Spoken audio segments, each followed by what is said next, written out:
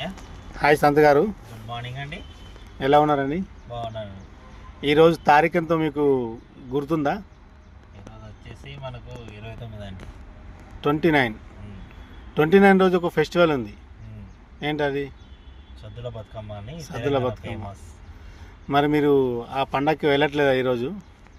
మా భార్య పిల్లల్ని అయితే ఊళ్ళో వదిలిపెట్టి వచ్చాను. ఓకే కాకపోతే ఏంటంటే ఆర్థిక పరిస్థితుల్లో మళ్ళీ ఇక్కడికి రావడం జరిగింది. ఓకే ఇప్పుడు మీకు ఒక విషయం అడగవచ్చా నేను? చెప్పండి. ఇంతకుముందు కేసీఆర్ పాలన బాగుండేదా, ఇప్పుడు రేవంత్ రెడ్డి పాలన బాగుందా? కేసీఆర్ పాలనే బాగుండేది. అప్పుడు మాకు క్యాబుల్ సర్వీసులు అవుట్ స్టేషన్ బాగా దొరికేది. ఇప్పుడు కొంచెం ఇబ్బందులు ఉంది. ఫ్రీ బస్ పెట్టింది కదా. ఫ్రీ బస్ పెట్టింది కదా అండి. ఇప్పుడు మీ భార్య పిల్లలు అయితే ఫ్రీగానే వెళ్ళిపోయారు కదా. లేదు దాని దాన్ని ఇక్కడ కార్లో వదిలిపెట్టేస్తాం.